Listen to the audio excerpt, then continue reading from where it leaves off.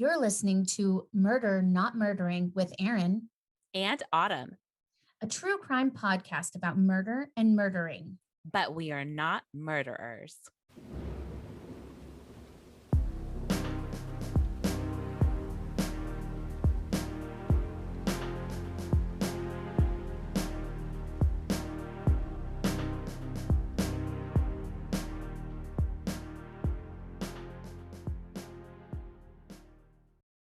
And we are back at Murder Not Murdering with Erin, and Autumn.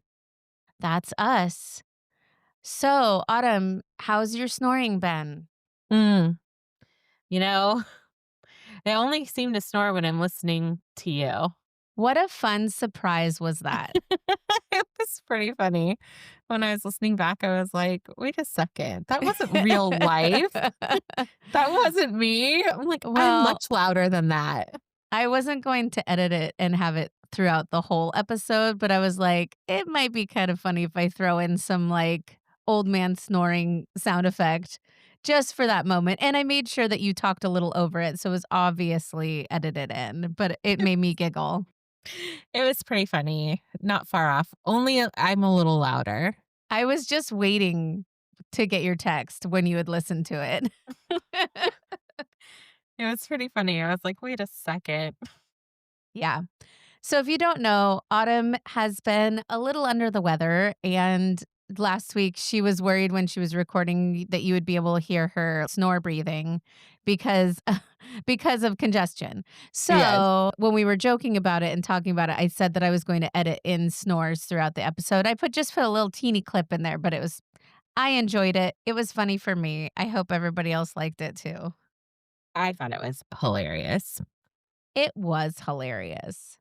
Um, so we've got some Washington crime news to share with you all. We both knew this case before we went to My Favorite Murder Live, but Kevin Coe, known as Spokane's South Hill rapist, has passed away, and no one is mad about it or sad. No, not me.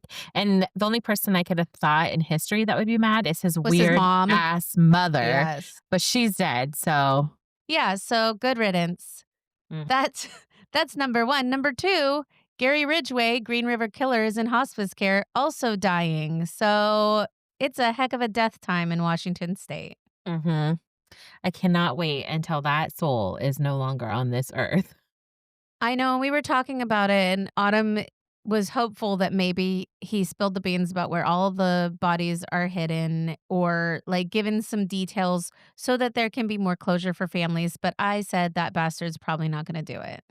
Probably not. The only thing that gives me hope is that they have been meeting with him, and moving him to facilities for Yeah. meetings.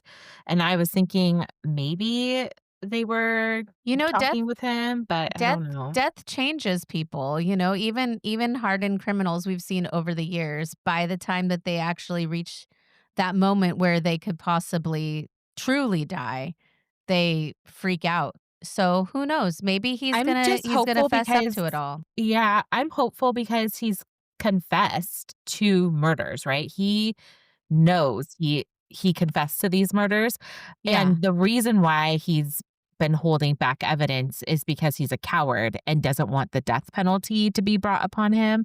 But if Well, ding he dong, it's is here. dying, I'm wondering if he will confess because there is no death penalty to be brought. He's going to pass. Yeah, it's already happening. That's my only like hope about it, I guess, is that Yeah. he has confessed, right? He knows that we know he is a killer, but he was hiding certain details Yeah. because the death penalty was off of the table for certain things, but it could be brought on for new evidence. But if it doesn't apply anymore, I'm wondering if he would say something. I really hope so. I think we all hope so for, Mhm. like I said, For for closure. closure. Mhm. But it's still, no one is sad.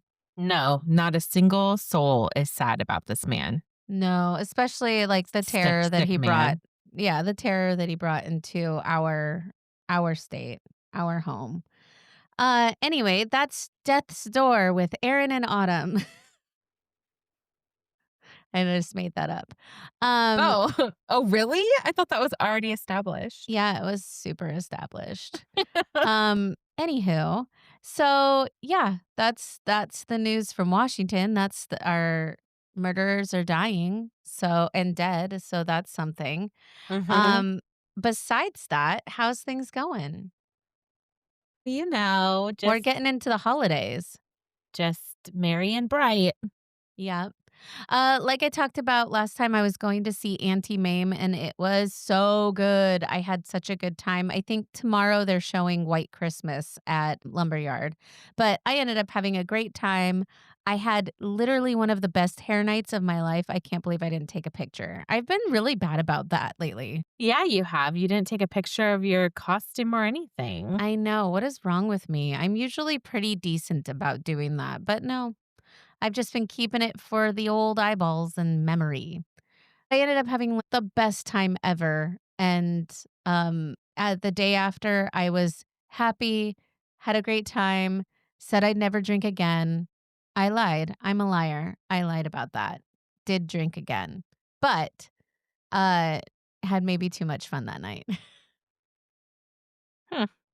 Luckily, I was with a good I group don't of know if people. there's something such as too much fun. Yep, I can attest to there is something as too much fun, as my hangover the next day was brutal. Mm, that would suck. So, yeah, it sucked real bad, and it went into the following day because 'cause I'm over 40, so, it's called a two-day hangover. That's something for you kids. You kids are gonna learn that soon, it's great, but fun was had, and I wouldn't change a thing, honestly. Went and sang karaoke afterward because of course I did, and Yeah, just had of course you did. yep. Walked down to Boombox Bar, which had karaoke, and we sang our hearts out and had a grand old time. Such a fun group of people, good friends, a lot of my coworkers. So it was really great and got me into the holiday spirit. Love that for you. Yeah. I went first last time. I am not going first this time. My case was recommended from somebody on Instagram. Oh, that's interesting. It is not local, Okay. and the person that recommended it was Amanda, so thank you so much, Amanda, for your suggestion. I'm gonna get right into it because it's a very mysterious case. This is the disappearance of Asha Degree. It was still dark outside, the kind of February darkness that feels heavier, thicker, like it's holding its breath. Rain had passed through Shelby, North Carolina during the night, leaving the air cool and damp, and most families along Highway 18 were still fast asleep. Inside the Degree home, everything was quiet. A small, warm house full of the familiar sounds of a family settling into the early hours of Valentine's Day. And sometime between midnight and dawn, a 9-year-old girl slipped out of that house and into the stormy night. Her name was Asha Degree, and somehow she walked away from everything she knew into weather she feared onto a highway no child should be on alone. Two different motorists would see her, this tiny figure in the dark, carrying a backpack, moving with purpose, and then disappearing into the woods. No one has seen her since. This is one of those stories that stays with you, not because it's dramatic or violent, but because it doesn't make sense. Because the details feel so quiet, so subtle, so impossible that they haunt you. Today, we're going to walk through the disappearance of Asha Degree, step by careful step, and try to understand how a child could simply vanish into a cold February morning without leaving a single footprint behind. Before we get into the night she disappeared, I want to start with who Asha was, because she deserves to be more than a mystery. Harold and Asha Degree married on Valentine's Day in 1988. Their son, O'Brien, was born a year later. Asha was born in 1990. The Degrees raised both children in their house on Oakcrest Drive in a residential subdivision amidst a generally rural area north of Shelby, North Carolina, on the western edge of the Charlotte metropolitan area. Both worked regular jobs nearby. Harold was a dock loader at Pittsburgh Plate Glass, and IKEA worked for Kauai America Manufacturing, building pianos. The children let themselves in after school, where their parents expected that they would either be doing their homework or finish with it by the time they returned. Asha was 9 years old, a shy, sweet, rule-following kid who loved basketball, reading, candy, and her family. She shared a room with her brother, O'Brien. They were close, like teammates. The Degrees were strict but loving parents, raising their kids with structure, church, school, and sports. Asha wasn't the kind of child who wandered. She wasn't impulsive. She wasn't rebellious. She was afraid of the dark, afraid of storms. This is important. She would not voluntarily go outside alone at night, and that detail, it never stops feeling strange. February 13th was a normal Sunday. The kids went to church. They visited their extended family. The only unusual thing that happened was Asha's basketball game the day before. Her team lost and she fouled out. She cried. She took the game seriously. But everyone said she bounced back pretty quickly. That night, the family went to bed around their usual time. A storm rolled in, with wind, rain, and darkness. Everything you'd expect from a February night in rural North Carolina. But nothing that suggested something life-altering was about to happen. At 12:30 a.m., Asha's mother, Ikea, checks on the kids. They're both asleep in their beds. She goes to bed herself. Around 2:30 a.m., there's a power outage from the storm. Harold, Asha's father, wakes up to check on things, eventually turns the TV back on once power returns. He peeks into the kids' room and sees both children in their beds. Blankets pulled up. Everything is normal. Or at least that's how it looks.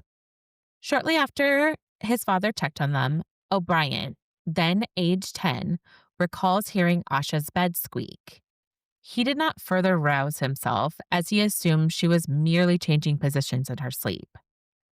Apparently, around this time, Asha got out of bed, taking a book bag she had previously packed with several sets of clothes and personal items, and left the house. Sometime between 2:30 and 3 a.m. This is a window almost everyone agrees on. No one saw her leave.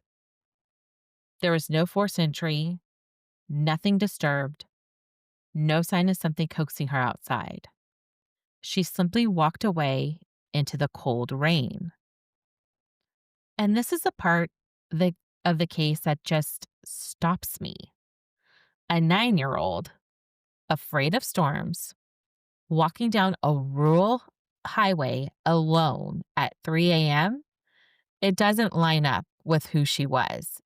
It doesn't line up with anything. 2 independent drivers saw her that night. They described the same thing: a small child walking with intention along the road, in the rain, wearing a backpack. Why didn't they stop and check on her?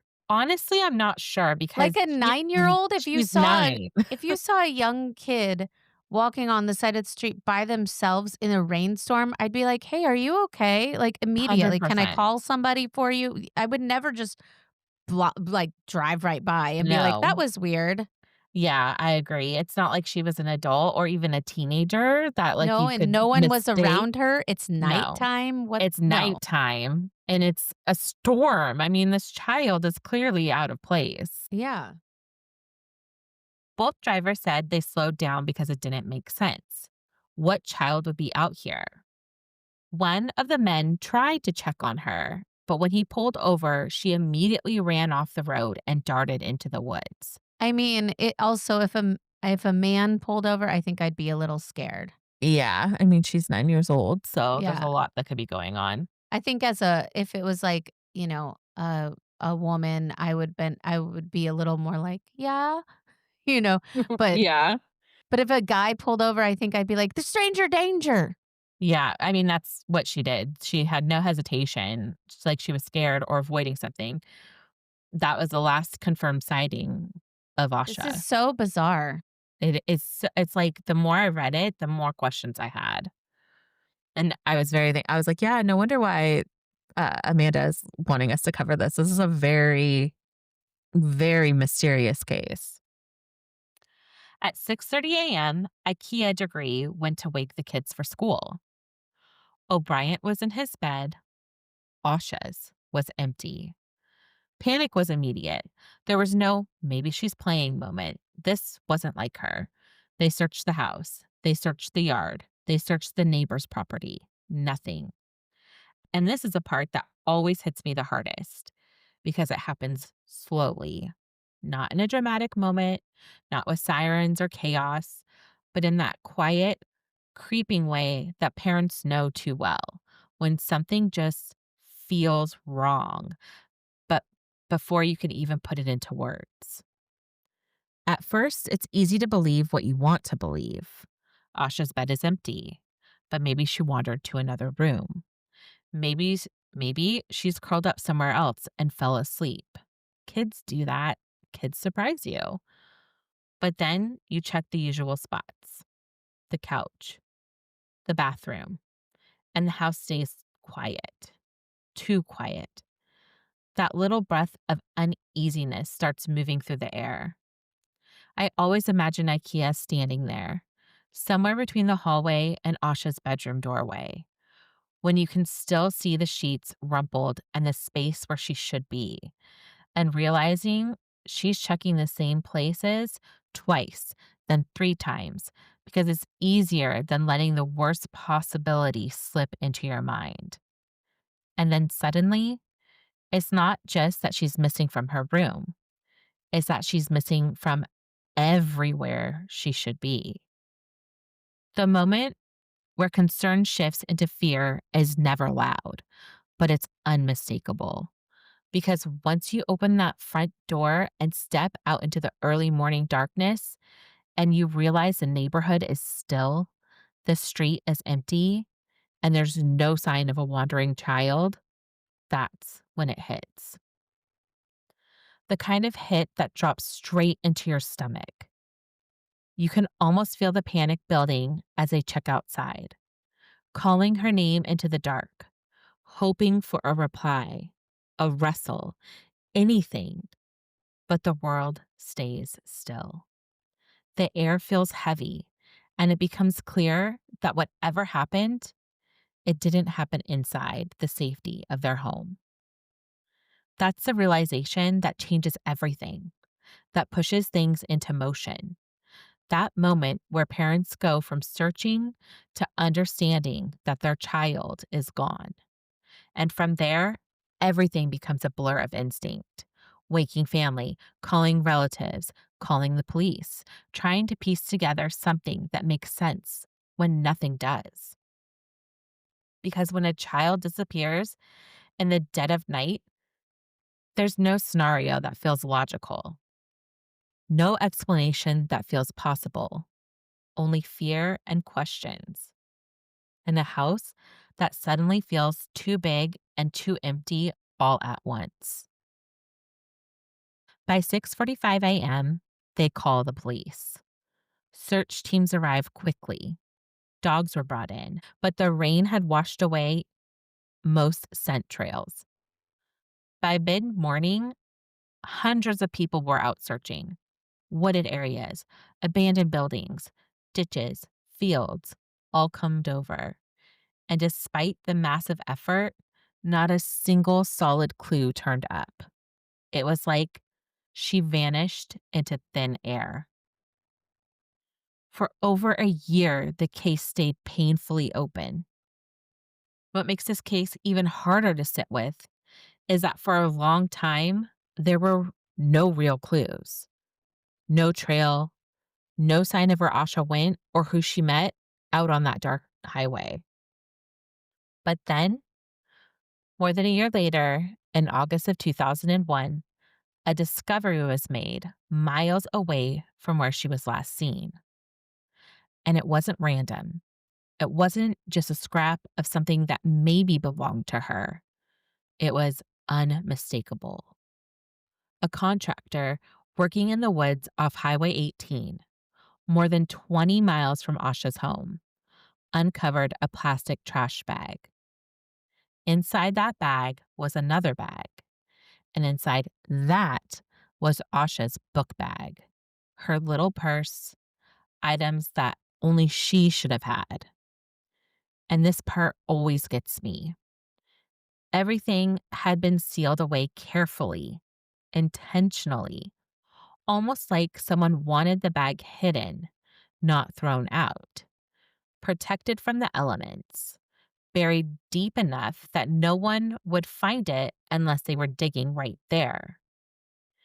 Inside were some of her personal items, things she would have carried with her, things she treasured. Investigators have said that one of the most notable items was a Dr. Seuss book, McElliot's Pool, a book checked out from her school library. And what's strange, what really lingers, is that book wasn't one her family recognized. They didn't know why she had it with her or whether she'd taken it that night or whether someone else had given it to her. There were other belongings too, small items that confirmed without a doubt that the bag belonged to Asha, enough to make investigators stop and realize that this wasn't a simple runaway scenario or a child who got lost. Someone had taken steps to hide her things. And there's something so chilling about children's belongings being found this way, tucked into layered bags, buried in the woods, far away from home, because it tells you that whatever happened to Asha, it didn't end on the side of Highway 18. Her belongings ended up where they did because someone put them there. And that raises every question her family has been asking for 25 years. Why here? Why these items? And who went to the trouble of hiding them? Her bag is still one of the biggest physical clues in the entire case. A quiet clue, the kind that doesn't scream the answer, but whispers something darker. That someone knew how to cover their tracks and never expected the past to surface again. A black trash bag. And inside that, Asha's backpack, her basketball jersey, her notebook, and a New Kids on the Block t-shirt that she didn't own. The bag wasn't torn and it wasn't discarded. It was wrapped deliberately. And whoever it was took them far from the highway where she was last spotted. This is where the case gets difficult because every explanation brings more questions. The theories about what could have happened. 1. Asha walked away voluntarily. But why?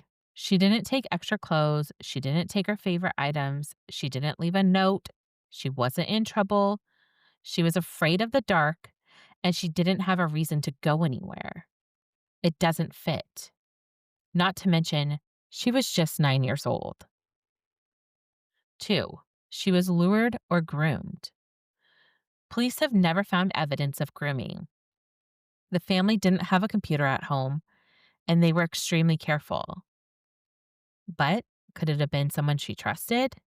Someone who convinced her to meet them outside? That can't be ruled out. Still, why would she run from the driver who tried to help her? 3. A predator picked her up after she left the house. This is the most widely accepted theory among investigators. Not that she left to meet someone, but that someone saw her outside alone and took the opportunity. A stranger or acquaintance passing along Highway 18 in the middle of the night. Someone who noticed a small girl in the rain and stopped. The location where her backpack was found, that rural logging road, only adds weight to this theory. Later developments. Over the years, there have been tips and leads, but nothing solid. In 2016, an age progressed photo was released.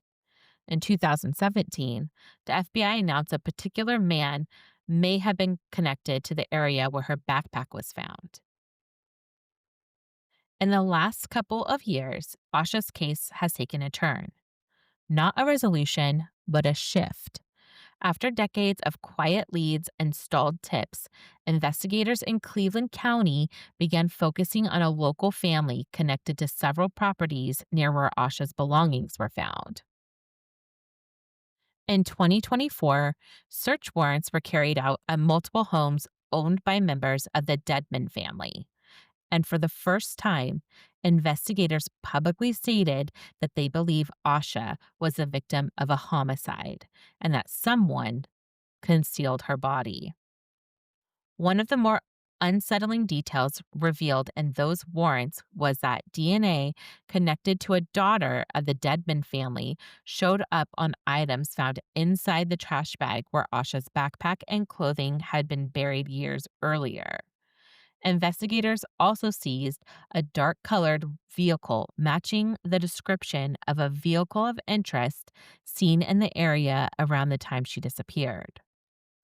Another name surfaced, a man associated with the family in the early 2000s, though no one has been formally charged.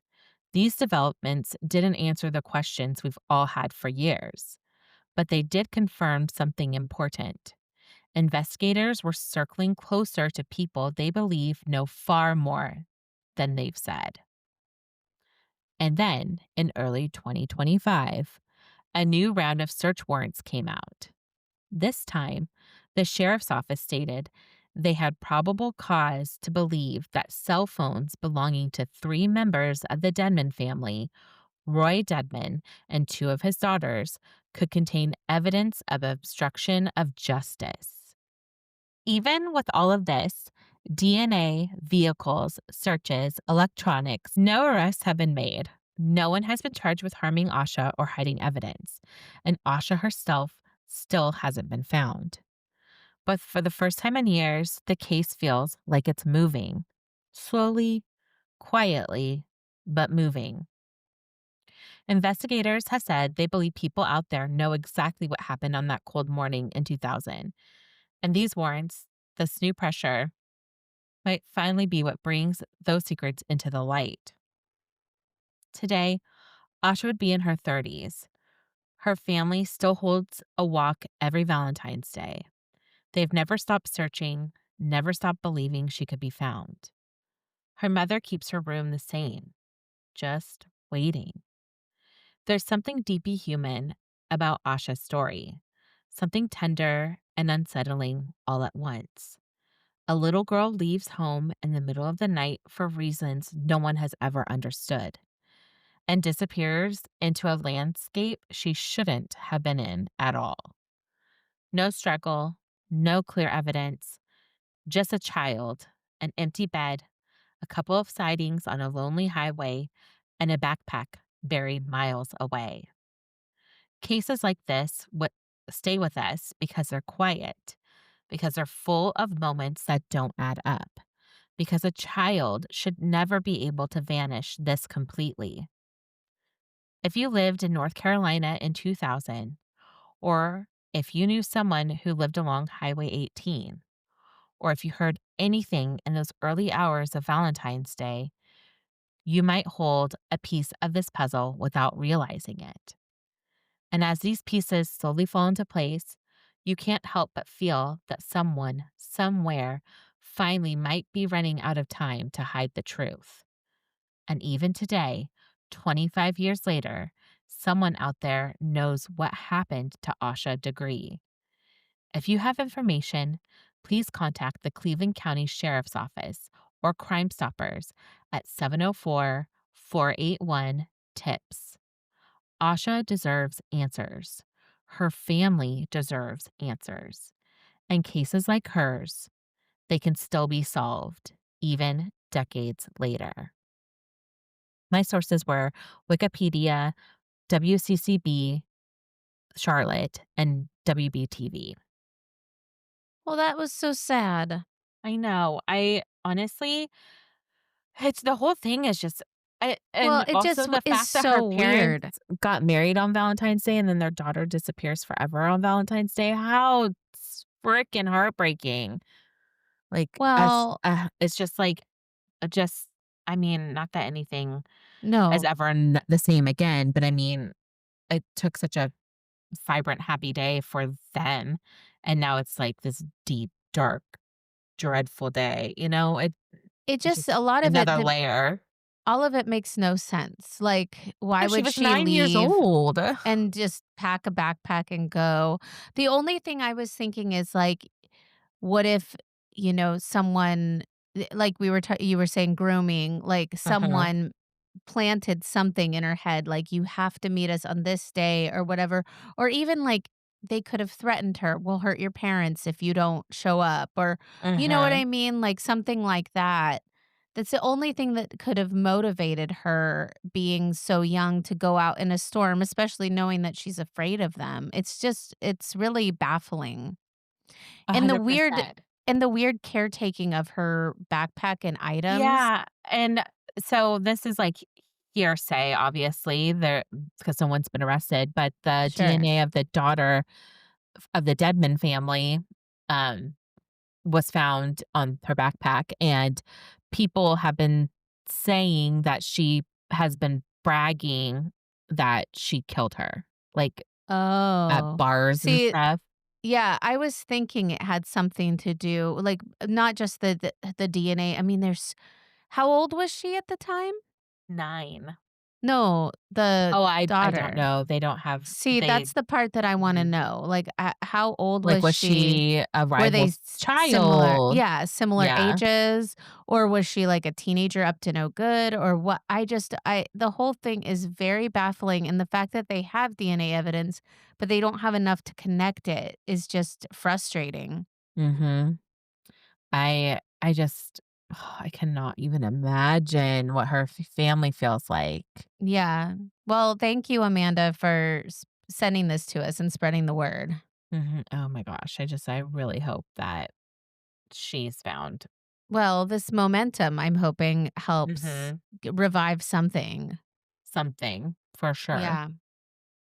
All right. Well, we are going to jump into my case, which is super famous. And there's like a Netflix documentary, and it takes place in modern days. So I know Autumn knows all the things about it, I'm sure, but I do not can't give wait, anything away. I like to hear them still, even if I do know. Just do not give anything away because Okay, this one unfolds.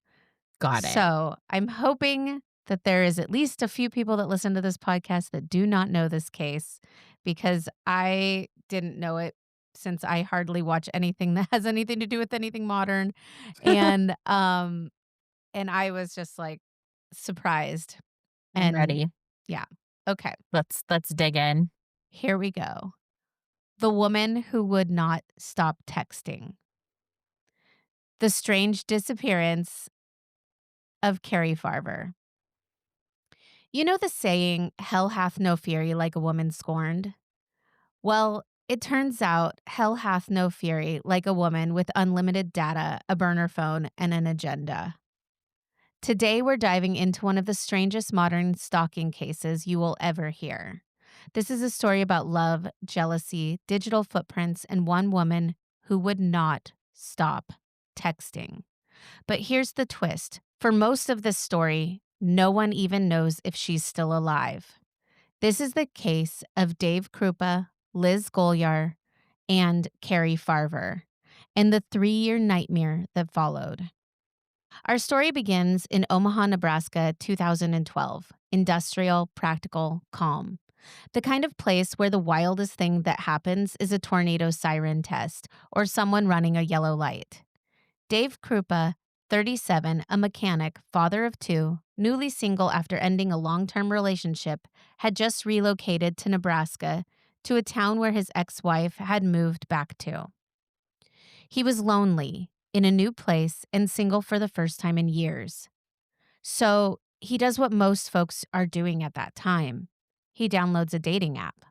He chooses Plenty of Fish. Initially, he doesn't get a lot of matches. Then he matches with a woman named Liz. They go out on their first date, and it goes really well. They laugh a lot. He said she was fun and energetic. She had 2 kids just like him. She liked motorcycles and heavy metal. It was a good match. Dave made it clear from the get go that he wasn't looking for something serious. He was just getting back into the dating scene and wasn't ready for a big commitment yet. Liz said she too was looking to stay casual, so this was perfect. They see each other on and off, and it's always a good time. While working at the garage, Dave meets Cari Farver, age 37. They have a quick interaction at his work, and he thought she was beautiful and smart upon initial impressions. Then later, he sees her profile on the dating app. He messages her, and they decide to go on a date. Carrie was a brilliant computer programmer, single mom, sarcastic and witty, a woman who knows what she wants. Dave later said in court, "Carrie and I agreed from day one we were going to stay casual, no commitment. We both said that that was fine." 2 adults communicating, consenting. They go out a few times, they like each other, no drama. And then, November 13th, 2012, Carrie spends the night at Dave's apartment. As things were heating up, there's a knock. It's Liz. She said she needs to grab something that she left behind in the apartment. It's awkward, but Dave explains what was going on to Carrie. They exchange glances as she comes in, but then, just like that, Liz is gone and the night moves on.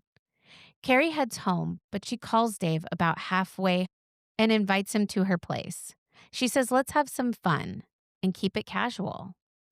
Carrie worked close to Dave's apartment, so they started spending more and more time together. They really enjoy each other's company. One morning, Dave leaves for work, and then at about 11:30 a.m., a few hours after walking out of his place, Carrie texts him, "I think we should move in together." What? This seems a little out of left field, Yeah. as they have been dating for 2 weeks. And And she though said, they let's just have fun. and though they're having a great time, and as Dave put it, hot and heavy, it still had only been 2 weeks, and they both seemed on the same page, so this is a really bizarre request. Mm-hmm. Dave replies basically, "What? No." 911.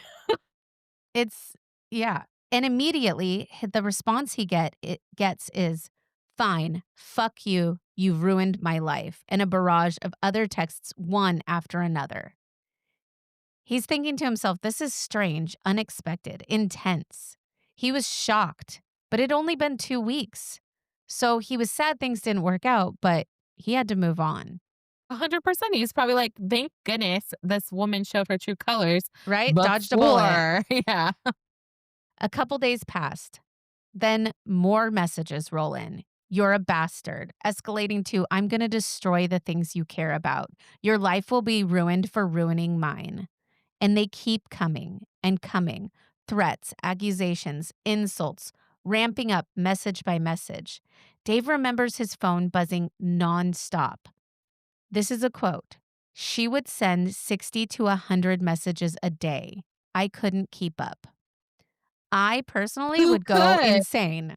Yeah. I mean, we text a lot. That is. A lot. Excessive.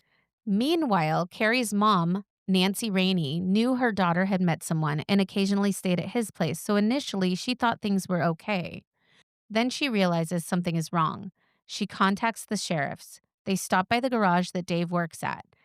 At first, the first thing they asked him is if he knew Cari Farver. And of course, he did. Then they said that her mother had filed a missing persons report. He shows them the messages. They assume that it was just a bad breakup and Carrie must have taken some time away. Also, her What poor the mom. fuck? Her poor mom, though. Like, Yeah. no, she's just having a breakup. She's doing girl things. It feels very Uh-huh. dismissive. Then Mhm. her Very mom dismissive. then her mom gets a private message on Facebook from Carrie saying, "I'm not missing. I just don't want to come home right now. I love you all very much, but I need time." Why would she need time over this 2-week relationship? And Like, why is she messaging her mom on Facebook? it's very odd. Mhm. So she also texted her mom on Mother's Day saying Happy Mother's Day to kind of try to seem like everything was kind of okay. But then the messages turn nasty. Her mom doesn't elaborate on that, but from what I get is her and her mom didn't have a perfect relationship. Carrie also misses her son's birthday, which is very out of character for her. Mm. Yeah, that would She misses a family funeral, and she doesn't pick up her bipolar medication, which she takes religiously. So at this point, Nancy tells police, "My daughter would not walk out on her son. She doesn't disappear. Something's wrong." The police say, "Ma'am, your daughter is an adult. She's been messaging people. They don't seem concerned." But the big thing is that the messages are not proof of life. Mhm. Well, they could also easily say that maybe she's just not acting herself because she's decided to not take her medication. Exactly. And I'm going to get into that later. But that's one of the main reasons why they're so dismissive of this. So in 2012, law enforcement really hadn't caught up to the idea so much about that this could not be proof of life, that all these messages were rolling in. They were like, she's just on a mental break. So the next few months bring weird, inconsistent sightings of Carrie. Someone claims that they saw her in a hallway at work. Another person says she drove by, but none of it holds any water. As Dave gets these harassing messages, Liz, the woman he was seeing before, also starts getting messages, and it's starting to intensify. Her car had been keyed really deeply. Her texts from Carrie say, "You need to stay away from Dave. I'm watching you. I'll do more. Leave Dave alone. He should be with me. Whore." She tries Cute. Cute. Yeah. She writes to Dave saying things like, "She's responsible for destroying us. I'm more diabolical than a few scratches on a car." They are both receiving texts and emails at this point. The police start looking into it as a harassment and stalking case. It seems routine at first, a lot of "if I can't have you, no one can." But it turns into one of the most bizarre stalking cases they've ever had. Dave would be grabbing a coffee and get a message from Carrie asking him how it tastes in real time. It's nerve wracking and it feels never ending. At first, the messages came from Carrie's phone number, then from another number, then numerous other phone numbers, 30 to 40. As quickly as Dave would block them, they just kept coming. Remember, Carrie was a computer whiz and she knows how to do all of this. The same things were happening with emails. As you're blocking the emails, you would just get more, upward to 120 a day.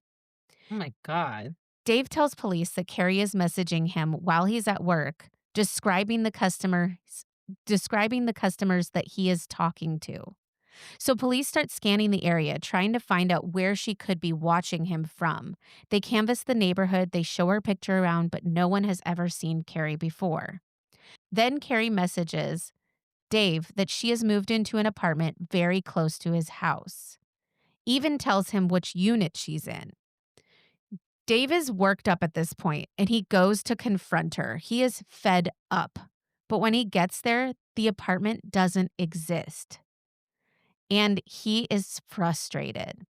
All of this just keeps escalating. Dave gets pictures from Carrie that are inside of Liz's house with What? with very disturbing messages. She told him that she snuck in through the garage. Liz reports the vandalism. Her garage was spray painted with the word whore. Her phone was hacked and her tires were slashed. She tells police, "I am scared of this woman." A report was filed, but new messages keep coming in for Liz. "You're a fucking whore and a homewrecker." Going through this together, Liz and Dave rekindle their relationship, finding safety being together and dealing with the harassment. Dave's ex wife, Amy, fears for their children, and she says she doesn't feel comfortable having the kids go to his apartment anymore. Not long after that, his apartment gets broken into. The windows are smashed, and on the bed, written in red lipstick, it says, "Go away, whore," knowing that Liz had spent the night. And furthermore, on the bed, Liz's clothes were found slashed with a knife. It makes you wonder how it would have escalated had Liz been home with everything cut up like that and how it escalated. I don't know. New messages say that she's going to die and that Carrie will not be stopped. This is not just harassment, these are threats and real threats. So the police issue an arrest warrant for Cari Farver, but they still can't find her, which is not uncommon in stalking cases. They want to seem hidden, but watching. The paranoia was intense, with her saying that she was always watching. She would message Dave wherever he was at, even with his children, and it was taking a toll on them all mentally. 2 years go by. Dave still receives thousands of messages. Once he counted 927 in one day. For perspective, there are only 1,440 minutes in a day. Carrie has not been seen or heard physically by anyone since November 13th, 2012. And she allegedly sends, "I will put GPS on your car. I will kill Liz. I will ruin your life." Then Dave gets this message: "I set that nasty whore's house on fire. I hope that whore and her kids die." Dave rushes over, and luckily, no one was home. Liz is distraught. Her home was burnt down. Her beloved pets, trapped inside, passed away. No witnesses. Just one glaring fact: she had received messages hours earlier from Carrie saying, "I'm going to burn your house down." Jesus. Police are worried that the next escalation would be homicide. Liz moves and doesn't tell Dave where she moves to because she's scared that Carrie's going to find her and needs to protect her children. Dave also moves and changes his phone number. This is all too much. They stop talking in hopes to find some peace. Now, in 2015, 3 years after Carrie had vanished and the harassment began, two investigators, Detective James Doty and Detective Ryan Avis, take a fresh look. They were intrigued by the case and hoped that they could make some headway. So they go to Carrie's mom. Still, no one had seen her. She did send a message saying that she had gotten a job in Kansas and that she was doing well. Because Carrie didn't take her bipolar medication, it was assumed the harassment and stalking were just a byproduct of that. But something kept nagging. Detective Doty says it doesn't make sense. People don't send 50,000 messages and never appear again. Avis agrees. There's no sign Carrie was alive except these texts, and anyone can send a text message. So they start digging. In the meantime, Dave feels more alone than ever. So he hits the dating apps again, hoping to find some companionship. He hits it off with a woman and they set up a date. But when he gets there, she never shows. He's about to leave when she messages and he looks at his phone and it says, "This is Carrie." His heart drops. She found him again and it was worse this time. She begins messaging his ex-wife Amy saying she's going to cut her throat and that she could get rid of her. My God. And she also tells her to stay away from Dave. It's his ex-wife. She would if they didn't have kids. Right? Like, what makes you think she wants anything to do with him? So now it starts escalating more to threats about their children and stalking their kids where with descriptions of where they are and what they're doing. They would be at a park and she'd say, "I see your son going down the slide." It's terrifying. The whole family is scared. At this point, Dave gets a gun, a Smith& Wesson 9mm. So, the police subpoena IP addresses. They comb through hundreds of thousands of text and email messages. They're looking at the data, the logs, the metadata, years of digital records, bank records. And only two transactions happen after Carrie went missing, then nothing for 3 years. To not have a digital footprint of money at all is strange. This person tried to hide their IP address with proxies, VPNs, and using Wi Fi on public networks like McDonald's or Starbucks. But the IT investigator was really good, and he created a program to unravel it all, looking for some sort of pattern to narrow down a location. Most were a lost cause, but then he finds the most used IP address as 174.71.6.113. It comes back to a man named Todd Butterbaugh. And the IT investigator knows this man because he is actually his boss. Oh, shit. Yes. So the IT guy is Todd's boss. This makes it a little bit awkward because he knows that Todd could easily pose as Carrie, and they get a search warrant for his house. They ask him if anyone could have used his Wi Fi and if he had been living alone. He tells investigators that he has an on and off girlfriend, and she's been living at his house ever since her house burned down. That's a clue. All these emails from Carrie, all these threatening texts, all this digital chaos, it all leads back to Liz Golyar. It has been her since the day the first messages came from Carrie. Detectives knew who had been stalking and harassing, but they still needed to know what happened to Cari Farver. The detectives believed that the likelihood that Carrie was still alive was very slim. They look back at all the evidence through a new lens, and they find something from Liz's phone from the original investigation. It's a photo of Carrie's car from Christmas Eve. The police impounded that car on January 8th, so Liz had known where that car was the entire time. They now look at what was recovered from the car, and there was a singular fingerprint found on a mint container. It's a match for Liz. That puts her in Carrie's vehicle.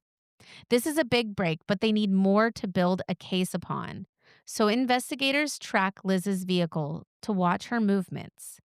They find that she is circling around Dave's ex-wife's home on a daily basis. They're concerned for her and the children.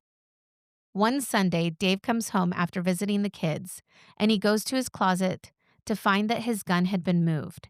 He opens the box to discover that 9mm Smith & Wesson is now missing. On the night of December 15th, 2015, there had been a shooting at Big Lake Park. A woman had been shot. On the 911 call, the victim said that they didn't know their attacker, but they knew they were female. The victim identifies herself as Liz Golyar. I totally thought it was the wife. Like, I thought that she shot the wife, the Right. ex-wife, Amy. Right. Yeah. Or that Amy was like, "Fuck it, I'm taking it into my own hands. Get rid of this psychopath." Mhm. But that is not what happened. So Liz Golyar is shot in the leg. They find Dave's ex-wife, Amy, and they arrest her. They tell Liz that Amy is their prime suspect, and she replies, "I wouldn't put it past her." The truth is that they suspected that Liz had stolen Dave's gun and shot herself to set up Amy, and also to have her go down for Carrie's murder. So Liz tells detectives that Amy told both her and Dave that she wanted to beat up Carrie and get rid of her for all the stalking. Detectives play along with Liz so she would give up more information. Sneaky. I know. They ask her if she has any evidence that Amy would make any threats or worse to build the case, hoping that Liz would write herself messages posing as Amy, and she does just that. You can even watch when they're interviewing her, and she thinks she's really smart in the moment. Forwarding messages from Amy saying that she shot Liz so she would stay away from Dave were the first messages that came in, and that's a good start. Investigators tell Dave that he should move in with Amy and the kids to help keep everyone safe. But they also knew that this is going to escalate Liz with the messages. She calls the detectives crying one night, and you can listen to the recording. Crying, asking him why they haven't arrested Amy. She says she gets to shoot someone, murder someone, and live with Dave and the kids. Unhinged a bit, anyway. This They Dave guy's got something going for him, For apparently. real. They explain that they need more evidence from Amy to arrest her, and this tactic works. Liz starts forwarding more and more emails that she now found from Amy, and now they start to have more details about Carrie's murder. The emails say how she stabbed Carrie in her own car, went to an abandoned lot, and burned her body, then put the remains in separate trash bags and deposit them in a dumpster. It's very descriptive and disturbing. They went back over Carrie's car, looking for traces of blood. At first, they don't find anything, and they're baffled. But then they pull back the fabric on the passenger seat, and they find a large red stain. They immediately arrest Liz Golyar. It has now been 4 years since this all began. Liz denies everything and asks for a lawyer.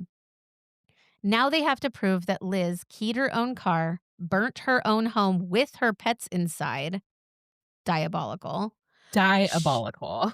shot herself in the leg, stalked and harassed multiple people, and killed Carrie without a body. So they went back to Dave and asked him if he had any electronics that he hadn't turned over to them from the time that he and Liz were together. And in his storage unit, he finds an old tablet tucked away. Inside was a micro SD card. It appears that the card had been wiped completely, but the IT investigators were able to recover all the deleted files. And what they find is 11,000 files. 11,000? Most are pictures, lots of selfies of Liz. She loves a selfie. Then they realize that this is not an SD card from a tablet. This is the SD card from Liz's phone from the time period where Carrie went missing. On it, they find a photo of a decomposing foot, and that foot has a distinct tattoo. It's the Chinese symbol for mother. This was Carrie's tattoo. This is a digital diary of a homicide. One detective described Liz like this: Liz documented everything. She couldn't help herself. Based on evidence, investigators believe Cari Farver was killed on November 13th, 2012, the same day that she left Dave's apartment and passed Liz in the hallway. From that point forward, Liz pretended to be Carrie for 3 years, sending over 50,000 messages, hacking accounts, vandalizing her own property, burning down her own house, stalking Dave, his family, stalking herself, and framing Carrie for all of it. That would be exhausting. Anyway, Yes. Nancy Rainey's instinct was right. Her daughter never left her son. She never abandoned her family. She didn't vanish. She was murdered. Liz was charged with first-degree murder and arson. The trial was a digital forensic masterpiece. But again, without a body, nothing was definite. Detectives testify this is one of the most elaborate cases of impersonation we've ever seen. Liz shows no emotion, no remorse, no humanity. In August 2017, Judge Timothy Burns addresses the court and says Cari Farver did not voluntarily disappear and drop off the face of the earth. Very sadly, she was murdered. The court finds beyond a reasonable doubt that the defendant intentionally killed Cari Farver with deliberate and premeditated malice. Liz Golyar was found guilty of first-degree murder. She is sentenced to life in prison without parole, plus an additional 18 to 20 years for arson. Carrie's remains have never been found. This is a story where a woman was silenced almost immediately, and yet she spoke for 3 years through someone else's hands. Cari Farver deserved so much more, more to live, to dream, and love. Her son deserved answers. Her mother deserved to have been taken seriously.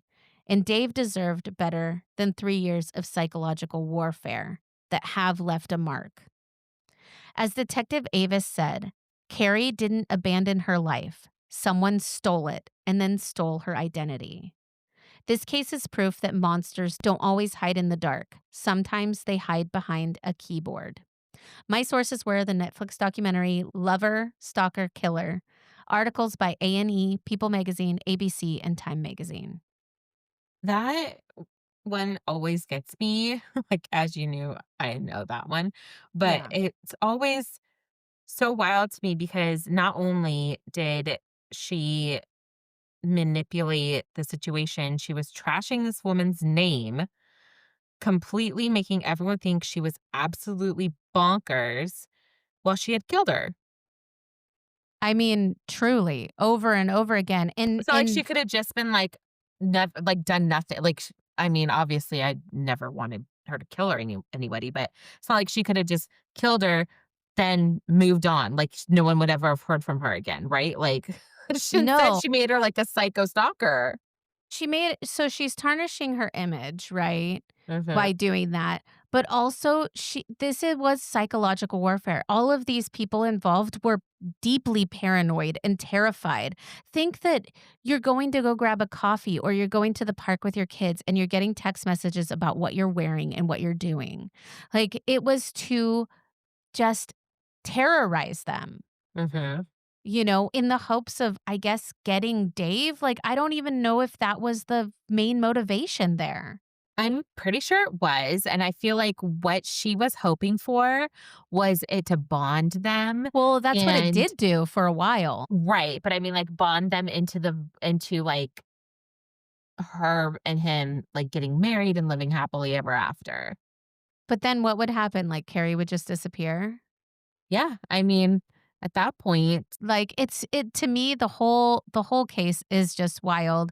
And, again, like I said, she tarnished not only did she kill this woman, but she tarnished her reputation for I years. Years, 4 years, like, It's literally just 4 years. It's just crazy, and then, also, I think that they lost some ground when the police immediately were like, "Well, Carrie's just off her meds." Like, Mhm. just discounting it all to that. Discounting it all, and that she was a adult and she can be missing. Okay, that's one thing, but at the same time, Her something poor is mom, too. clearly going on, Yeah, and then you go into, like, did she burned her house down with her pets inside? And I mean, diabolical. the thing that absolutely that, like, Dave liked about her in the beginning was that she had pets and that she, like, was devoted to them. It was all over her Plenty of Fish profile. And Plenty of fish. but she had, like, multiple animals, Autumn, and she killed I them all. know, and she killed them. I think she was I mean, obviously, something was wrong It with was some for of what, sympathy, but but she it's wanted sympathy. I mean, no amount of sympathy could ever make me wanna murder one of my pets. no.